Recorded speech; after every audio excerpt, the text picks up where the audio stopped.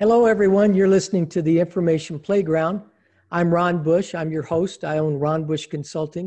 You can check us out at ronbushconsulting.com. We're a cybersecurity consultancy.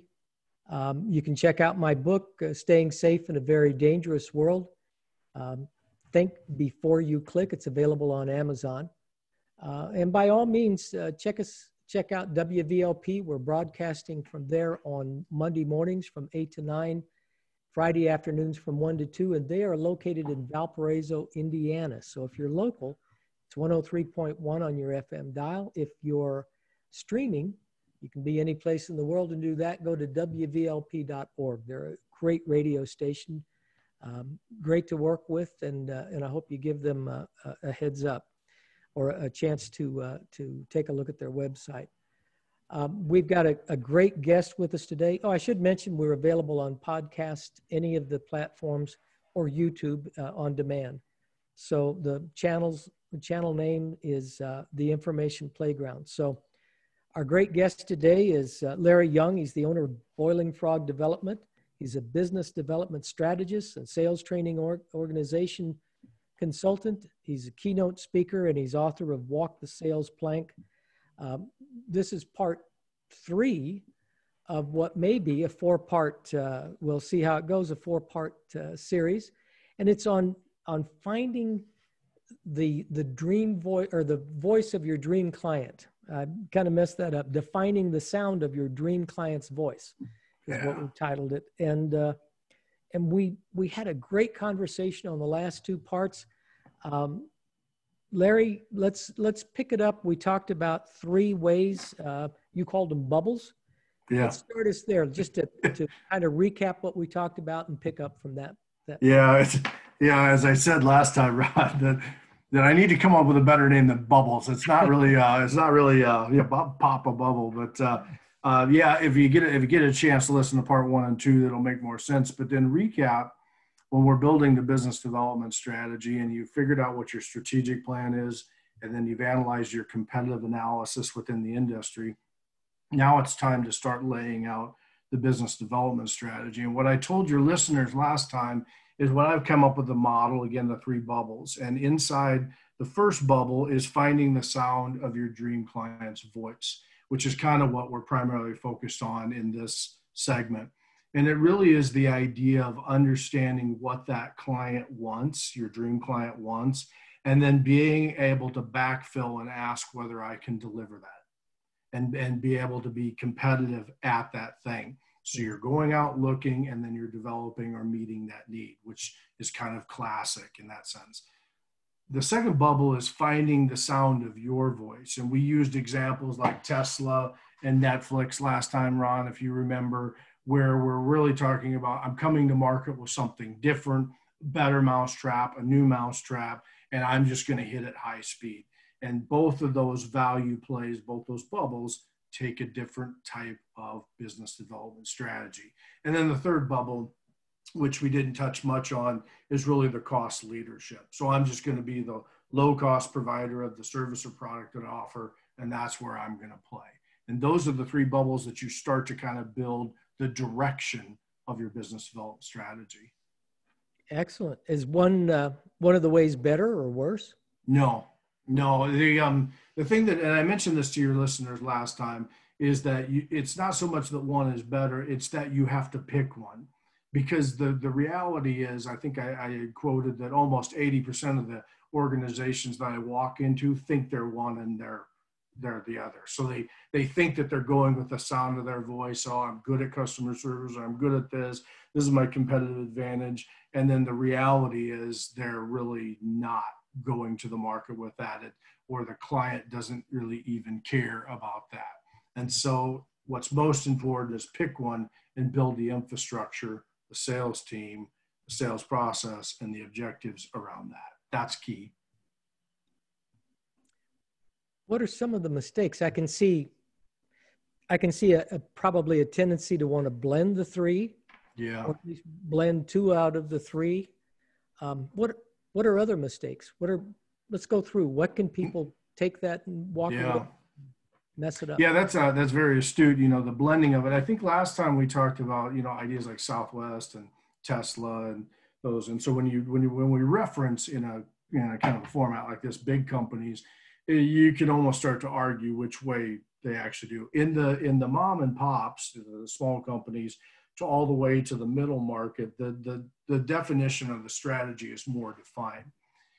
What ends up happening is when you start to kind of select that, there's pitfalls that will happen. There's mistakes that get made. So when you think about finding the sound of your dream client's voice, again, meaning that I'm going to go out and find out what's important. Some of the mistakes I see is that firms will go that way. They think that's important, but they haven't really taken the time to validate whether that really is important.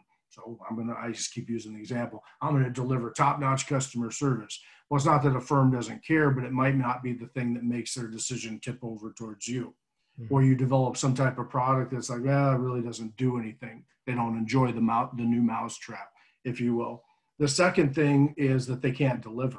So the mouth is moving, but they can't really deliver on what that client wants. They kind of want to be and kind of do that. And then the third that I see is then you don't have the sales acumen. We had talked about it last time, the disconnect between what I think my dream client wants and I don't have salespeople that can deliver. So that's one of the keys in that bubble.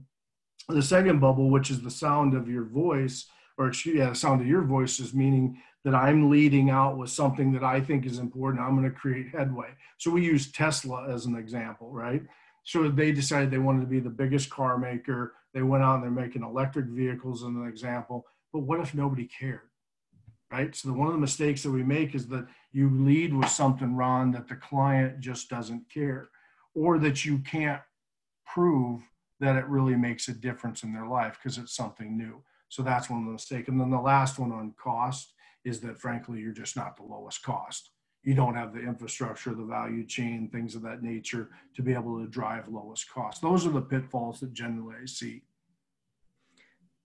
So we talked about this last time, and I appreciate the getting us up to speed here.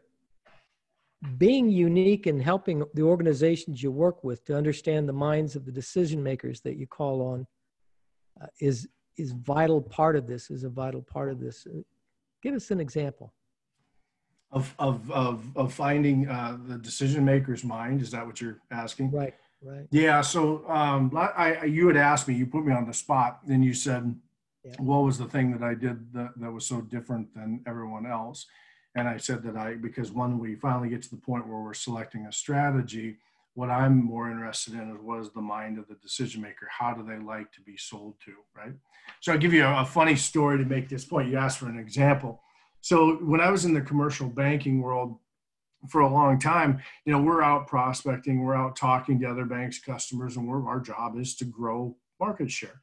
And what I would find is that, Ron, we would go out and we would present an idea that was different than they were getting at their bank. So we were leading with kind of the sound of our voice in that we've got something to offer you that is unique that you're not currently getting, or there's a problem that's happening and we're here to kind of solve that. And what I would find is that we would go out and do this, and then they would turn around and they'd thank us for the time. They'd say they're going to think about it.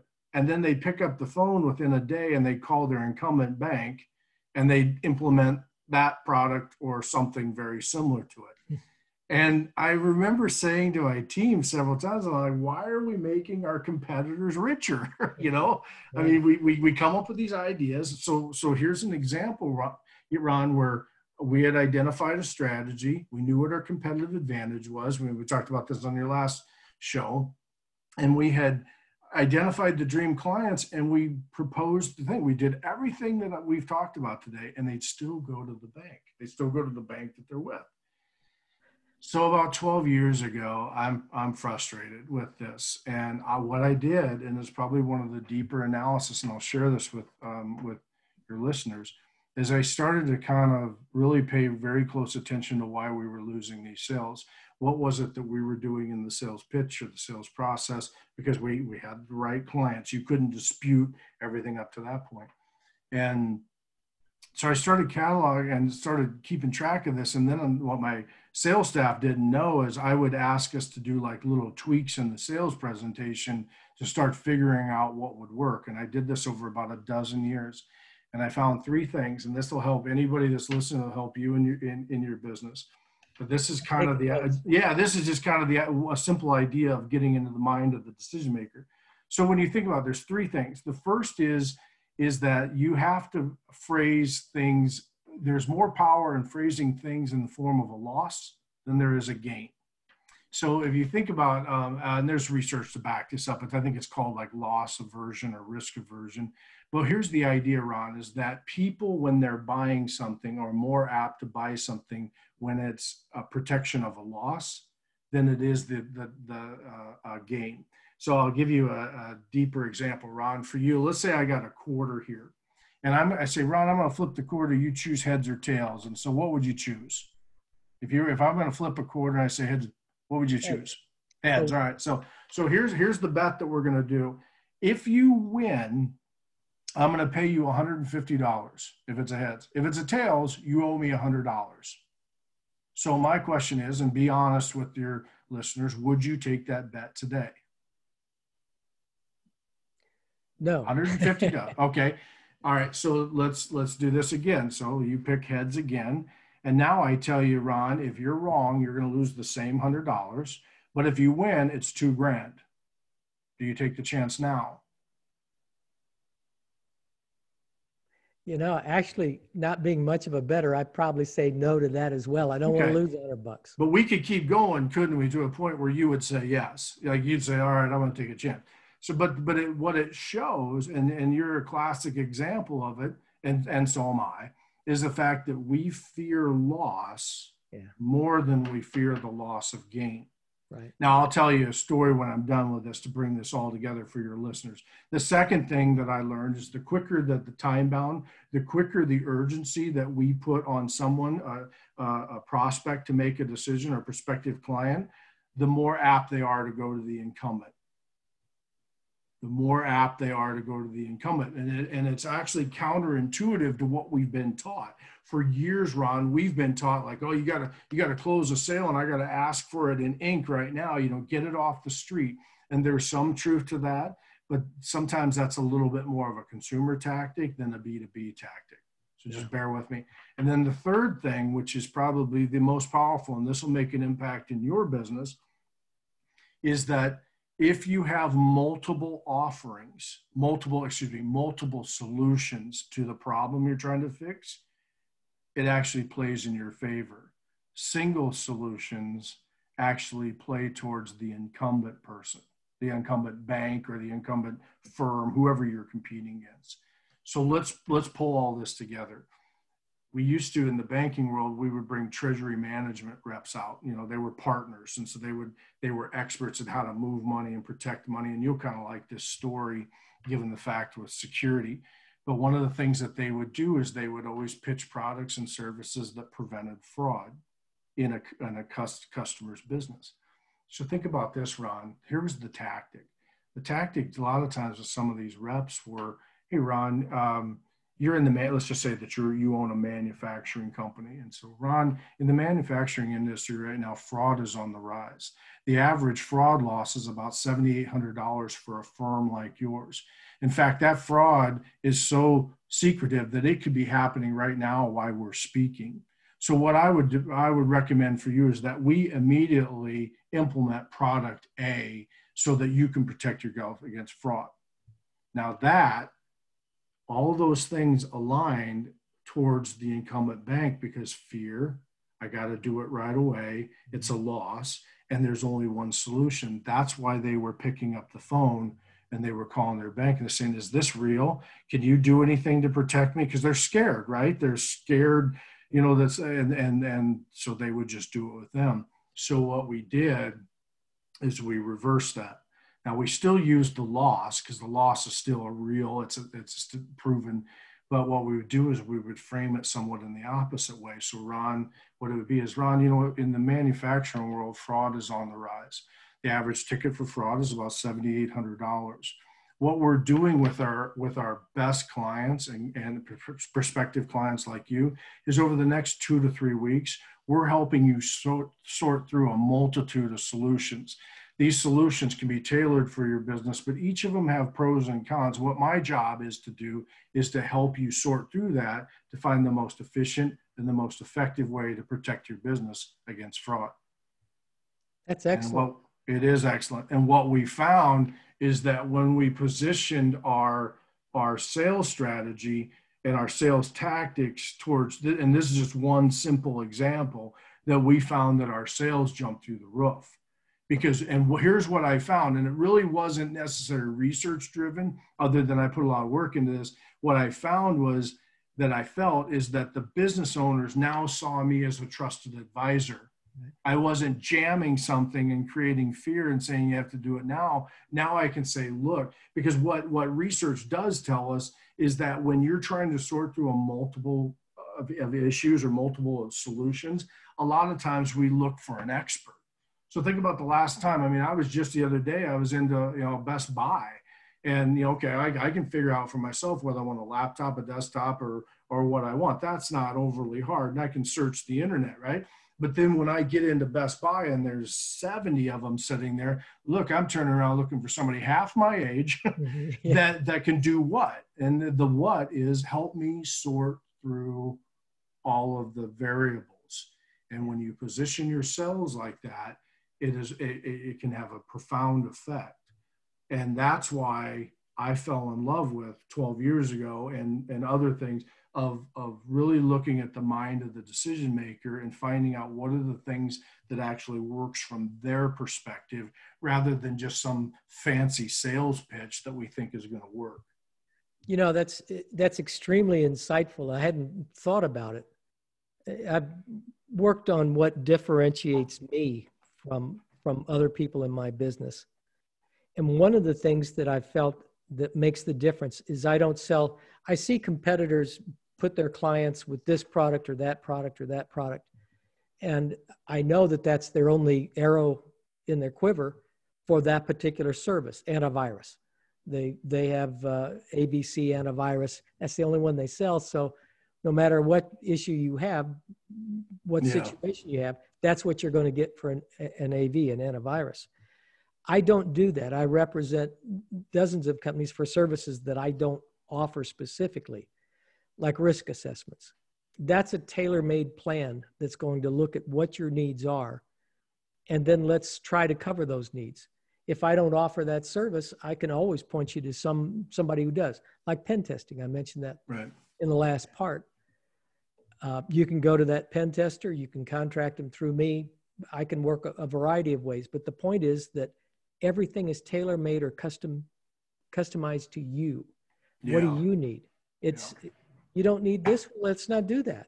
You do need something over this. Well, there's 3 good companies that do that. Here's what the 3 are. If I provide it, fine. If I don't provide it, somebody else does. And I know somebody else who does. Yeah, that's right. And so it's just a matter of doing what's best for the client. And I don't find that. I'm more familiar with cybersecurity than I am any other industry on this side of the table. I don't find other people that do that. They've got certain companies they sell it, and maybe that's true across, manufacturing or anywhere else. This is what I got. This is what I'm going to sell. I don't work that way. Yeah. I didn't realize how valuable that was until now. And as a matter of fact, I may replay this recording just so I can get down your verbiage. Yeah. Well, the verbiage, the thing that you have to remember is that when you're coming from the decision maker standpoint, then you can backfill everything in there. It doesn't mean that your competitive advantage that changes because you look at the decision. That doesn't really matter. Mm-hmm. It really is kind of from that competitive advantage and the infrastructure that piece between that and the actual sale is what is a little more malleable, if you will, depending on how you look at the decision maker. So in your company or any company, if you said, well, here's what we're going to go to, here's what we're going to stand for, and that type of thing. And the next question I would ask is then tell me a little bit more about your dream client. like what is the profile of a dream client? And if you said, well, it's the mom and pops, right? It's mom and pop and maybe 2 or 3 employees on there, then we would deploy a sales strategy that is different than if your answer was, look, I deal with, companies that are 400 or 500 million in revenue, 70, 80, 90 people. Maybe there's a procurement area, as we kind of talked on one of your last shows. That takes a whole different strategy. And just to help your listeners, if they fall in that category, that little role play that we had is really more indicative of a procurement area where you're trying to be more collaborative with them, or maybe let you have a good C-suite or something like that. And that's really what you're trying to do, where your approach would be different from mom and pop. So to speak. Yeah. Excellent. Yeah.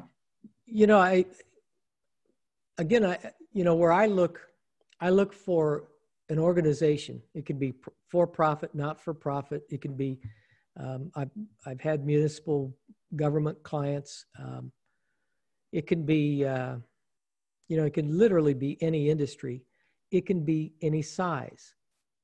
The difference for me and the client that I look for, the voice that I look for, is the one that is realistic. I can't tell you how many people I encounter, whether I'm doing employee training and we're talking about individuals, or I'm doing public speaking and I'm talking to a number of clients, right. Or I'm doing at an association and there's all the members of that association. I can't tell you how many people believe that it won't be them. And maybe that's how most people are around the planet, or at least here in America. Life insurance salesman will tell you that, this guy's going to be the first one right? Yeah. Yep. I remember one time saying, for me to buy life insurance, I'm betting up with the insurance company. Well, yeah, you are, because you're going to die eventually. Everybody is. Yeah. There's only one way out of here, and that's not alive. Yeah. And so it's that deniability seems to be inherent. So when I'm talking, or I'm looking for a prospective client, I'm looking for that dream voice, I'm looking for someone who's realistic. Chances are you've already been hacked. And if you're not being hacked right now, you will be, because the former FBI director, Robert Mueller, had it right. There's only 2 kinds of businesses in America: ones that have been hacked and ones that will be. That's where we're at. Yeah. So it's that reasonableness that I don't find everywhere, that I look for. And the only way I've found to identify that is to be able to talk to them. And that means getting the appointment. That means getting someone to sit down and, I don't want to say I don't have a sense of humor, but I can be pretty serious. Yeah. Yeah. And straightforward. And I need someone to talk back to me that same way. Yeah. The interesting part about your business, and this is not uncommon, so you're not necessarily selling a widget, or you're not selling furniture, as an example, where somebody needs, or better yet, let's stay in professional services, like an accountant. You take as an example, I need an accountant every year, right? So I know that I need, and that accountant has to market their business different than others. Mm-hmm. Whereas you're more of kind of like an event type business, in the fact that you're trying to sell to people something that they don't know that they need, or, as you alluded to, they don't believe that they need. And so I'm kind of that same boat as you. And so the way in which we market at organizations is different, which really is more in the form of insights, and it's more in the ability to be able to have kind of that decision maker side of it, and how we interact with them has to be more collaborative. What we have to do, Ron, you do in your business, is you have to prove the ROI. I think I said on one of your other podcasts, businesses don't buy products and services, they buy a solution to a problem. So if you want to be great, and your strategy would be built around something that says, I'm solving a problem you don't even know you have, right? So that would take more time than we kind of had here today. Whereas, like I said, like an accountant, I always know that I need one. Every year, I know that I need that, right? And so that's kind of the difference. That's the challenge that you have in yours, but it can be overcome. Yeah. Well, maybe we'll talk offline. Yeah, yeah. No, I appreciate that. So once a business owner knows their competitive advantage, how do you start to align the sales process? Are there techniques, some better than others? Yeah, I mean, aligning the sales technique is so once you've got to a point where you've done the competitive advantage, the strategy, and we've kind of worked through that, and now you know what your competitive advantage. A lot of times, and we've answered, can we deliver? So that's kind of a recap of where have been. There's really four key ways in which you'll go about going after a business. And I think I alluded to it earlier. Depends if it's a procurement area or depends if it's the mom and pop. But the four key areas are really, you're either going to focus your organization on being a relationship seller, solution selling would be the second one, a value selling, or a key account selling. So let me just if you don't mind, if we've got the time, I'll just give you just kind of a brief overview. But let's just take key account selling. So the strategy typically around that is something where I am devoting additional resources to key accounts. Maybe that's people, resources, infrastructure. I kind of use the analogy concierge service, right? Those are key accounts. The relationship selling is something that we're all too familiar with, which is really the idea of I've got rapport, adaptability, I'm connecting with business owners, and I'm having this type of relationship with them that is built on trust and those types of things. And you'll notice that they can kind of intertwine sometimes. Solution selling is really kind of the idea of if I'm going into an organization, and you might be a bit this, I don't know this yet, but you're going in to solve that problem. And what you're doing is trying to make an idea of here's a problem that you have, and you're in their case, they don't maybe know they have, and you're trying to find a solution that intersects at that problem. Right, that intersects there, and then your solution is the idea of what actually fixes that, either saves or loses. And then the last one is value selling, which is probably the most misunderstood one. But value selling is really the idea of you're taking the cost of your products and you're adding something above that that the buyer perceives as value. And so those are the four areas, and sometimes they'll blend together around a little bit, but most often you have to have some main core strategy because it's not the same sales training. It's not the same process. It's totally different. And so knowing how to deliver that is very key. So for our listeners, we've got about 5 minutes or a little more. I don't know if we have time. You be the judge. I'd like to take each one. Give an example of each one. What is each type of, let's say a manufacturer, they make widgets as opposed to an insurance salesman, maybe sells life and health insurance or car insurance. Yeah. What does each one look like? How do what works for them and how do they know? Yeah, so if you wanted examples of, and that can vary within industries, but if we want to stay a little bit more general in that sense, a lot of times like your insurance salesmen, bankers in the banking world will typically go along the lines of relationship selling, which is the idea of I'm connecting, I'm getting in to know your business a little bit. And they'll also fall into the category sometimes of solution selling. So solution selling is the idea of I know what your problem is, and so now I've sold a solution. And that could be a myriad. That could be widgets. That could be life insurance in some case. It just depends. Because life insurance, you have multiple products, and what's the solution for that? Key account, simply, Ron, it would be like your concierge type service, by and large for the most part. And a lot of times you'll see, it could be in manufacturing a little bit.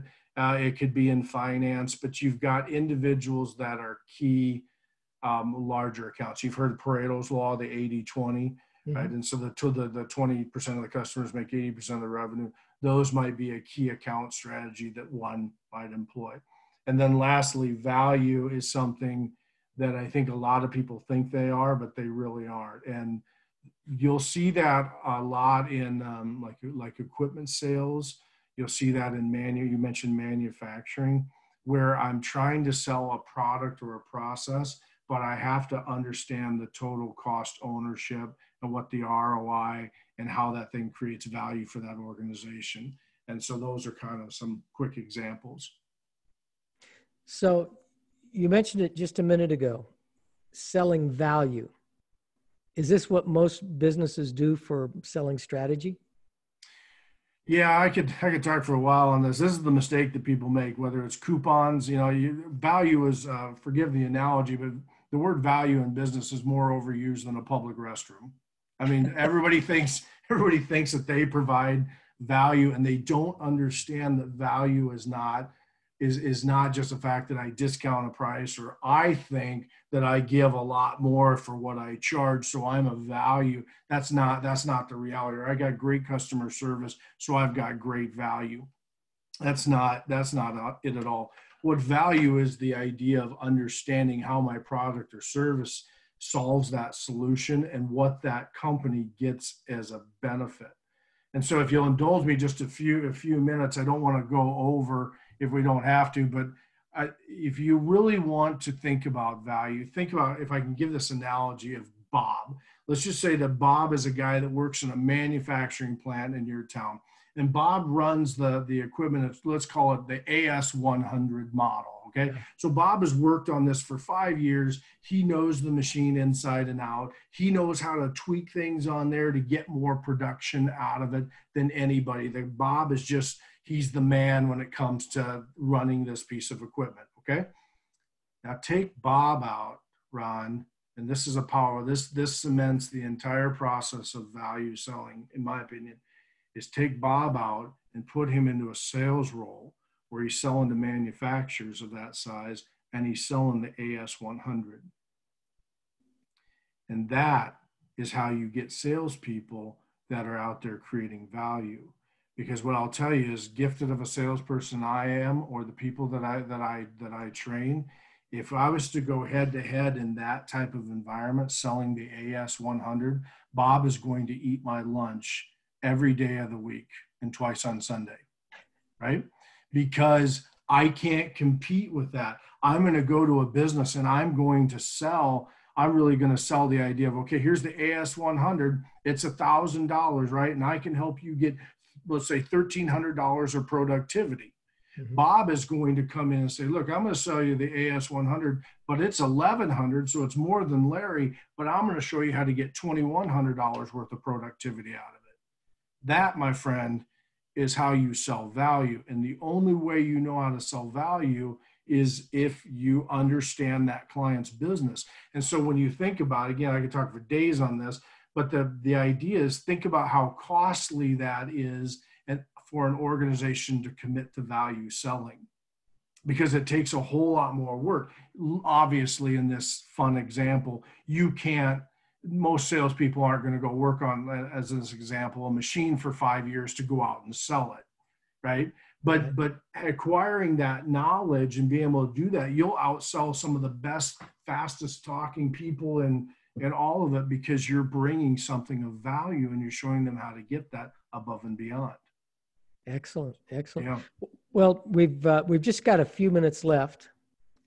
Let's pick up on that when we come back to part 4. We can expand on that.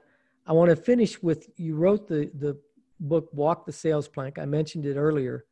And when I read it, it felt like value selling. Is that correct? Yeah, you're right on. Very, very astute. So the idea of the genesis of Walk the Sales Plank is kind of like Bob. But like I said, not everybody can go in and sell equipment for 5 years and then go out and sell it, because not only is that not feasible, but the AS100 in our example would probably be, now it's the AS200. So the idea of Walk the Sales Plank was really designed that the value that we create above and beyond the products, like Bob was doing, is us. And it's the knowledge and insights that we bring to the client when we're talking about trends and things that are affecting their business. Now I start to separate, in a very commoditized world. I start to separate from that individual. So it does look, feel, and smell a lot like value selling, Ron, which was the whole idea. Yeah. Excellent. I'm going to have to cut us off. I want to thank our listeners and viewers for being with us, and I certainly want to thank you, Larry. This has been part 3 in defining your dream client's voice, defining the sound of your dream client's voice. I may have to, I don't know, write this down and put it in front of me. It's been an excellent time being with you, Larry. We're going to work on 4 just to wrap everything up and put it all together for you. The Information Playground comes to you in a variety of ways. I love listeners who catch us on WVLP. That's a local radio station, FM radio station in Valparaiso, Indiana. They do a lot in the community. Check out WVLP.org and you'll see what I'm talking about. Also, you can be part of the solution as they are in Valparaiso. You can find us on demand on just about any of the podcasts, Spotify, Apple Podcasts, Google Podcasts, or you can find us on YouTube, all under the Information Playground. I'm Ron Bush. I own Ron Bush Consulting, and I hope you check us out, ronbushconsulting.com. Please do check Larry out at boilingfrogdevelopment.com. He's got some materials that you can download at no cost, at least not to you. They cost him time and knowledge, but join us next time. I think that if you missed part 1 and 2, go back and see them. Or if there's something that we referred to, go back and listen to them. I think this is one of those series that you'll benefit from being a part of and listening to over and over again. So thanks for being with us. This is Ron Bush signing off.